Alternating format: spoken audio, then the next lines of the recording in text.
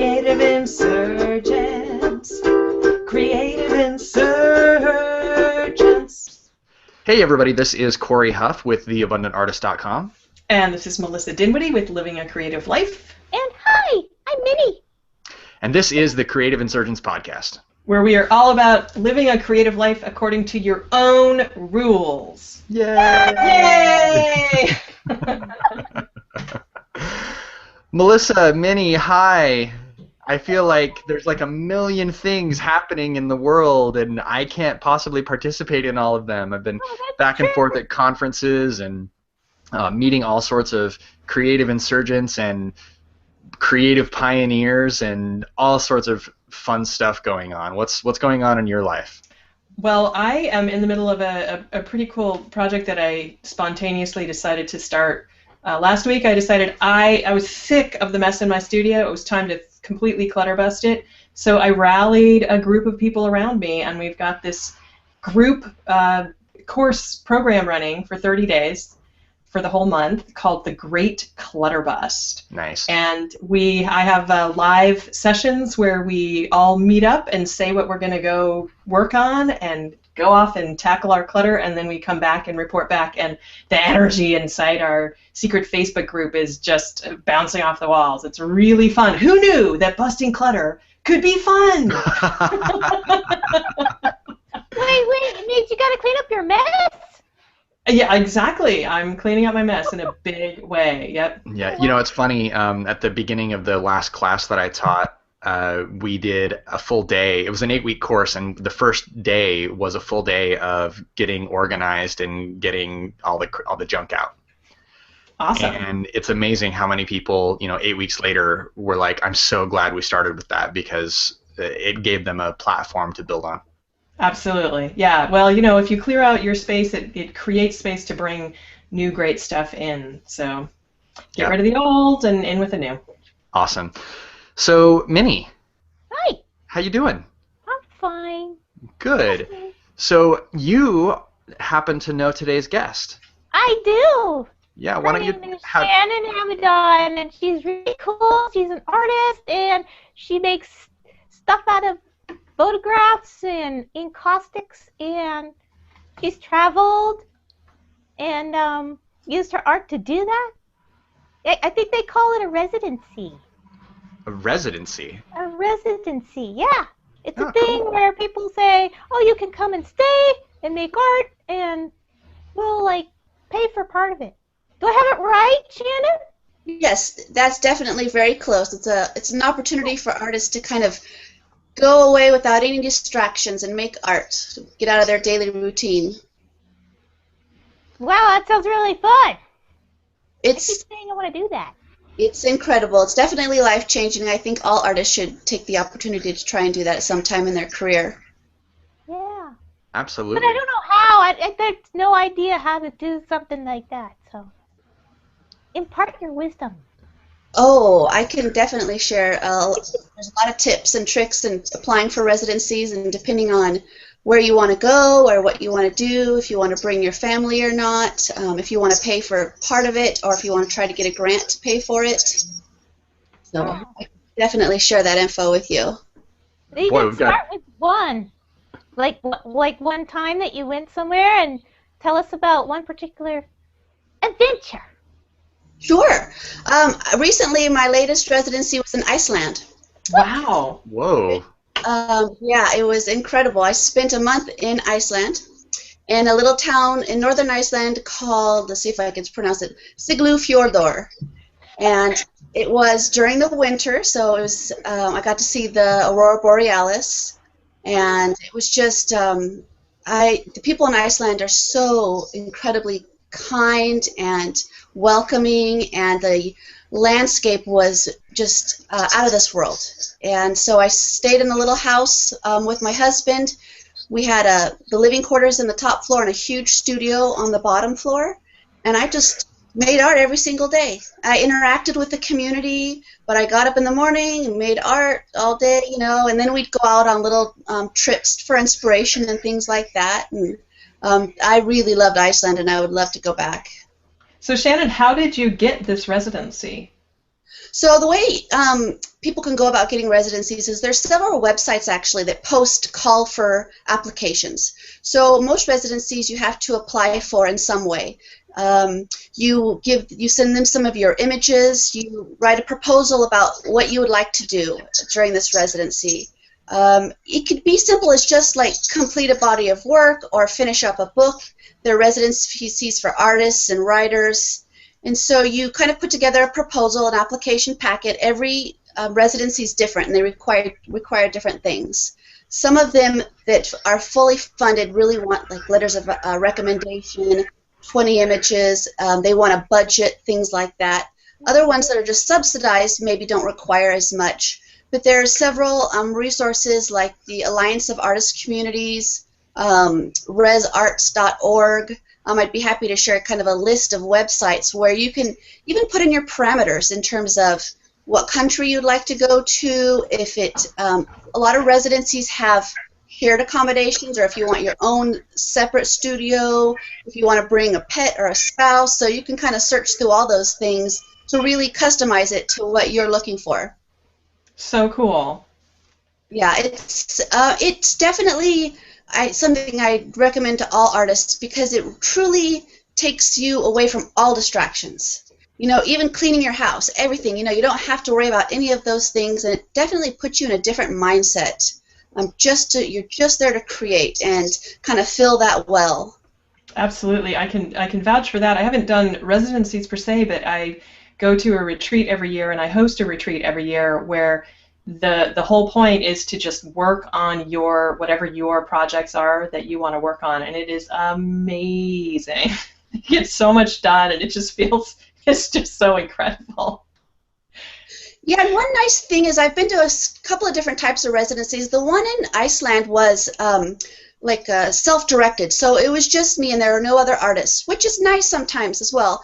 I went to one a few years ago in Costa Rica that was kind of an artist colony, so there were other artists and writers and other creative people, and that was really nice too because kind of we'd all work during the day, but at the end of the day we'd all kind of come together, have a meal, talk about what we've been working on, and that sense of community is also nice and very motivating as well. Yeah, absolutely. The retreats I go to are everybody is working in a big, huge works, a room where everybody has their own space to work.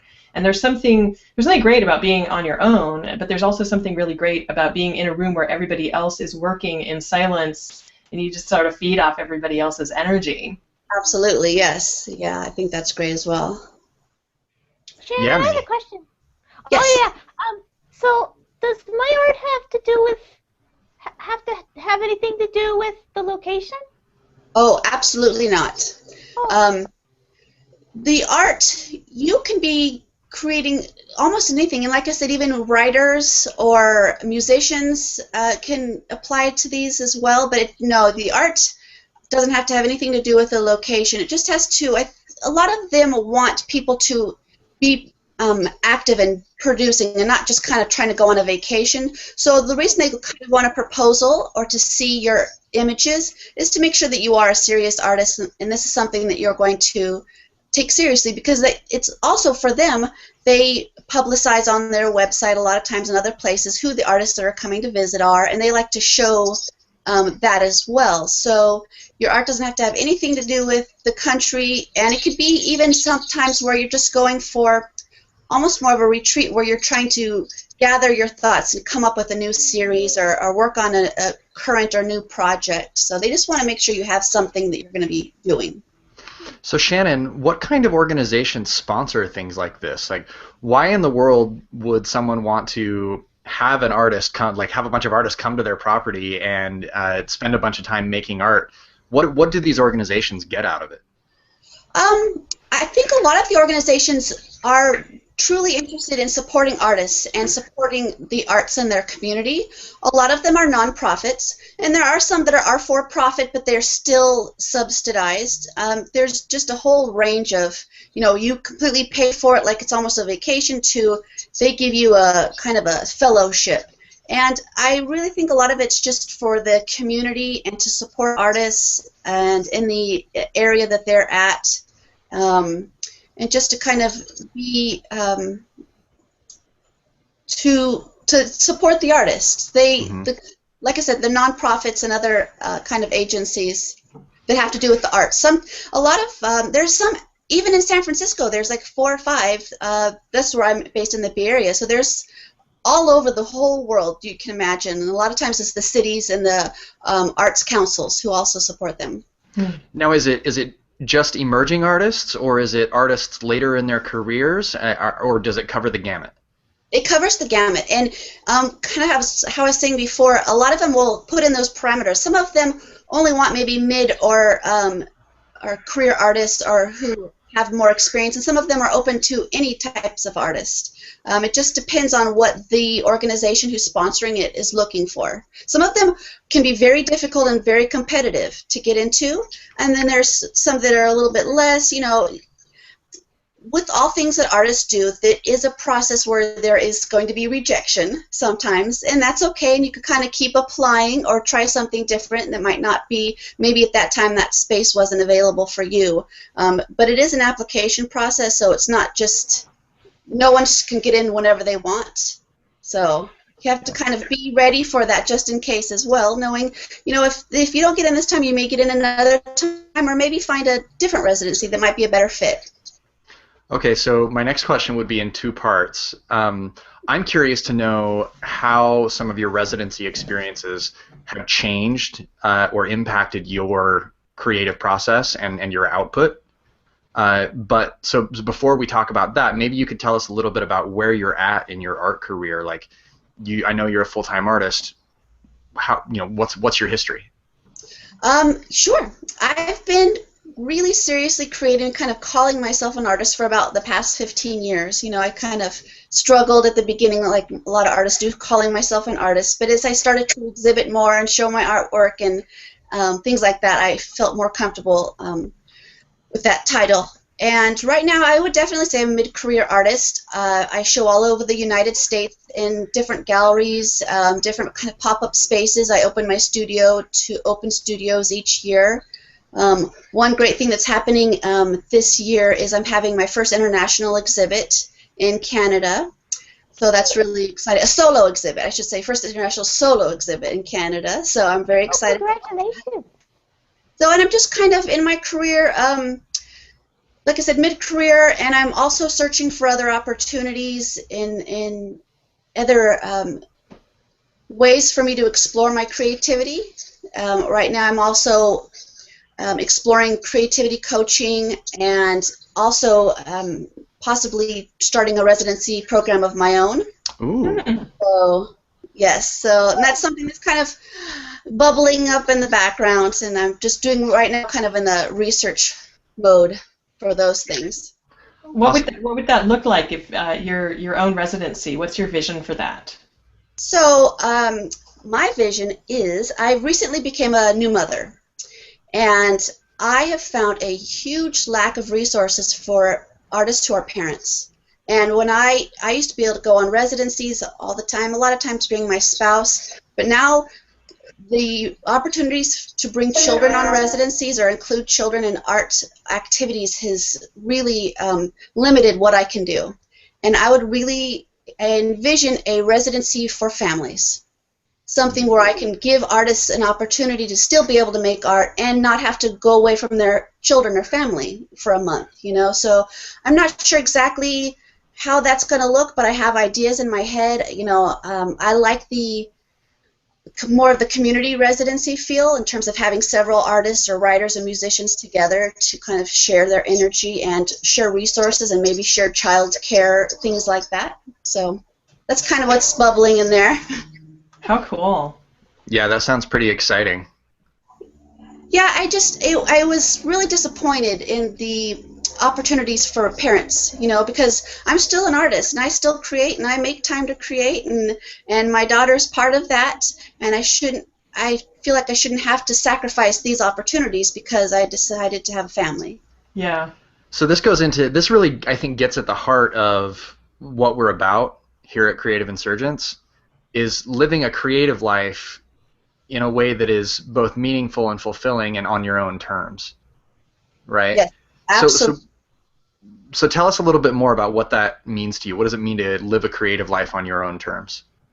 that I don't have to kind of give into these ideas that because I am, say, just for example, a mother, that I have to sacrifice everything and lose my identity. I'm going to break the rules. I'm going to do what I want. I'm going to bring my daughter into the studio with me, and I'm going to take every opportunity I have to use my time in a focused way. One of the things about becoming a parent is your time disappears.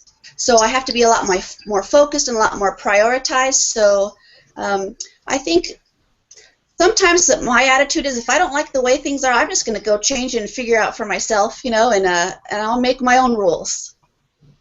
That's the spirit. Definitely. Trouble sometimes, but I like kind of making it up as I go along sometimes, and I don't like anyone telling me I can't do something. I definitely take that as a direct challenge. So your career is really a combination of residencies and selling your art and grants, right? Mm-hmm. Yes. So Yeah. we're going to get into grants in a minute, but tell us a little bit about your sales. I know you show in a lot of galleries. How is that working out for you? It's interesting. It definitely I have found when I really put a lot of work into it, the marketing and the communicating with people and the being on top of things, my sales are definitely a lot higher than when I kind of slack off a bit or I don't have as much opportunity to be connected to the community. Mm-hmm. So it kind of depends on what I'm putting into it. Like for example, when I was pregnant, I wasn't putting anything into anything. I was exhausted. So I definitely saw my sales slow down. But the gallery sales are pretty good, but I also sell online some, and I'm exploring other opportunities with kind of more boutiques and gift shops, things like that as well. Oh, cool. What kind of marketing do you do, Shannon? That's when what you I was say gonna like you slowed down on your marketing, what was it that you were doing that you slowed down on? Getting out there in face-to-face.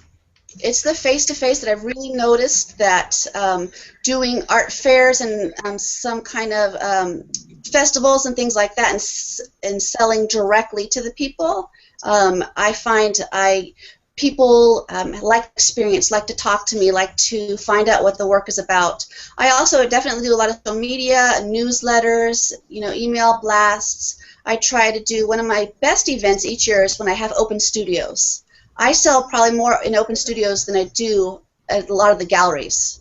And that's because people come into my studio and they see my workspace and they are really interested in that. And I'll do other things like I'll have a raffle for people to win a free piece of artwork if they sign up for my mailing list. Things like that. I even have demos where they could try to make their own little piece of artwork, just really including the community, and I find that gets me the best response. That's powerful stuff right there. So Shannon, thinking about, let's circle back around to the residencies thing.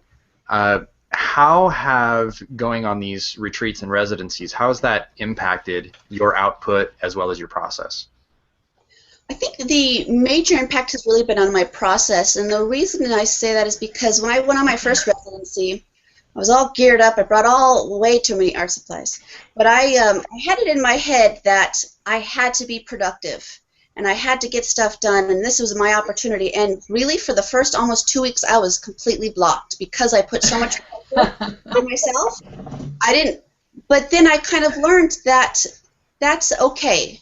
This is part of the process, that I need time for myself to kind of immerse myself in my surroundings, and I don't have to put this pressure on myself to create. I can just be present. And so I think, and that's carried over into my daily art practice, that if I'm not productive or I'm not doing something, that's okay. It's okay to take a break. It's okay to switch gears completely, and not put so much pressure on myself and stress myself out to get things accomplished. Awesome. I love that.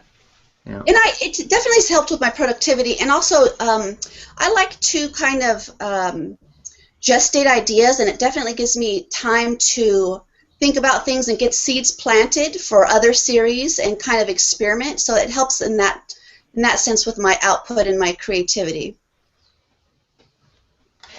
Shannon, how did you get started with grants? Well, kind of like this creating on your own terms, I just did it. You know, I don't follow the rules always, so I just thought, why not just try? And so I just started applying for grants. And one piece of advice is for people to definitely look locally in their community, because a lot of grants are location specific. So we had some in the area, and I'd never applied for a grant before. I thought it was a long shot, but it's also good practice. I thought of it as good practice in terms of writing a proposal, getting the whole packet together. So I applied for my first grant, and I got it.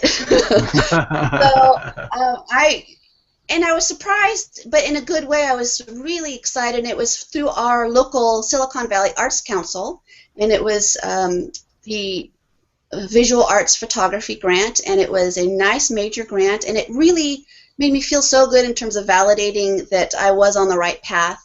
But I just took another piece of advice, was to take your time in applying for these grants. Don't do it last minute, because you really need to think about it. You really need to put together a good proposal and take weeks and edit and re-edit and really make it specific to the grant, because a lot of these grants have a lot of rules you have to follow, even down to the font you use and the size of the font. And if you don't follow these rules, your application gets kicked out. Mm-hmm. And so that gave me encouragement to just start applying for other grants. Yeah. And are the grants, I would imagine that they have all kinds of different sort of parameters, or are they just, here's a bunch of money, do what you want with it? I didn't hear that last part. Are the grants, do they tend to have very specific parameters of what you can do with the money, or is it just, here, we trust that you're an artist, here's a bunch of money, do whatever you want? There's both. The ones that I've applied for they're called unrestricted grants. But there are grants that you have to submit a budget to, and they want to see what you're spending the money on, and they want receipts. So kind of similar to the residencies, there's all different types of grants, and you need to really read their rules and parameters and what they want you to do with them. So the ones I've applied for have been unrestricted, but they have some that are for teaching or are for supplies specifically. So you have to really read their rules and restrictions. Yeah, makes sense. But it's always great to get unrestricted funds. You can kind of travel or buy supplies or... Unrestricted is awesome, yeah. Yeah, Minnie, you had a question. Yeah, I just wanted to know, so I'm a little hazy on grants versus residencies. It sounds like residencies, they want you to make some work there, and grants, they also want you to make some work within a particular amount of time. Is that right, or? Yes. Okay. Yeah, definitely. What it is so residencies are, because a lot of residencies have grants or fellowships tied in with them, so they're similar in terms of the proposal process. Both of them most of the time want to see images, good quality images. Both of them want a proposal on what you're going to do with either the time or the money. Some of them want recommendation letters. But a residency is more where you go off somewhere else and create.